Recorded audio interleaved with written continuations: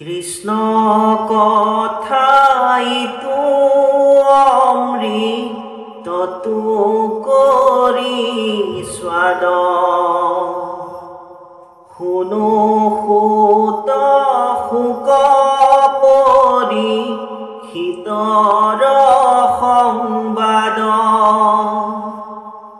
যাৰ ঘোৰা চলে আতি আকাশৰ পথে সসাগৰা পৃথিৱী যি নীলায়ে কৰথে জম্বুদ্বীপপতি পৰি শীত মহাবীৰ তৰুণ কালতে কেনে তেজিলা শৰীৰ ভিত্য যেন খাতে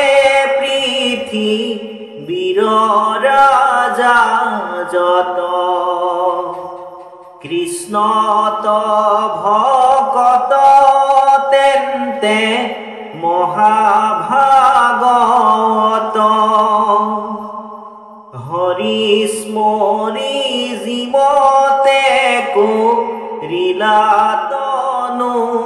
ত্যাগ কহিও তাহানে জন্ম সুত মহাভাগ বিষ্ণু বৈষ্ণৱৰ কিঞ্চি তেকো নাহি ভেদ দুইৰো কথা কৰে পাত কৰ কন্ধ ছেদ এতেকে শুনিব আমি কৃষ্ণৰ চৰিত্ৰ এহি তাৰিবে আৱে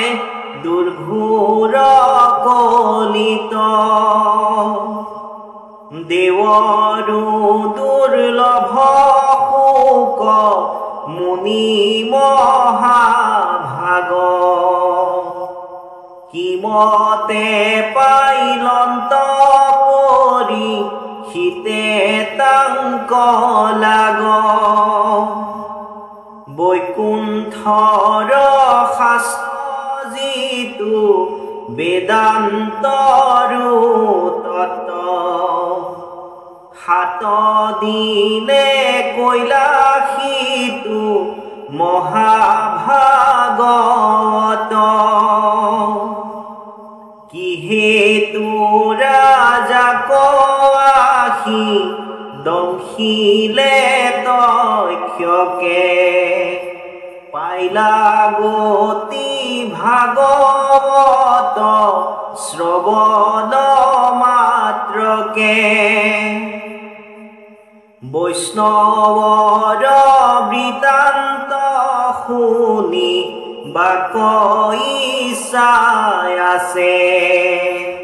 কহিও কহুত আন কথা শুনো পাছে হেন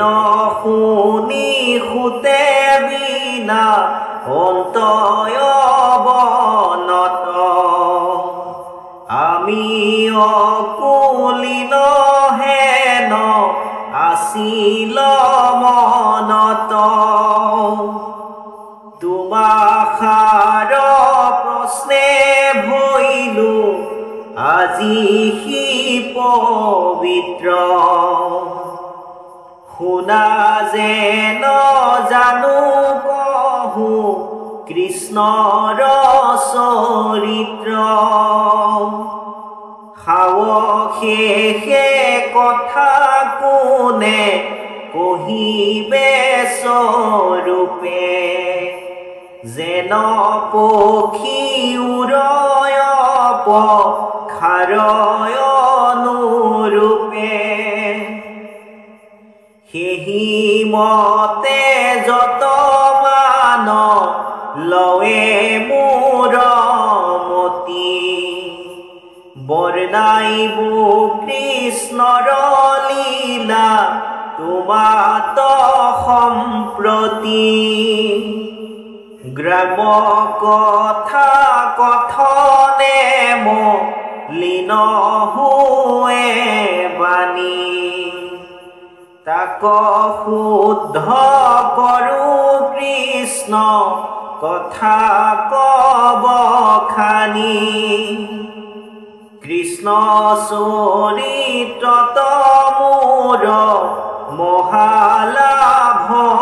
আছে কৃষ্ণৰ কীৰ্তনে জাতি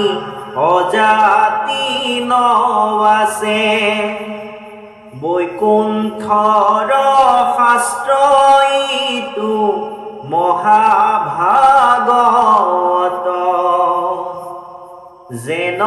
মতে পৃথিৱীত ভৈলন্ত বেকত জীৱতে কৰিলা শাস্ত্ৰ ব্যাস সৰ্বজানে প্ৰথমে হৰিক স্মৰি শুনা